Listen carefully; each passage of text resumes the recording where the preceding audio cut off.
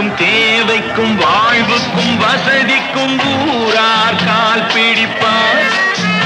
ஒரு மானம் இல்லை, அதில் ஈனம் இல்லை, அவர் எப்போதும் வால் பிடிப்பார். எதிர்கால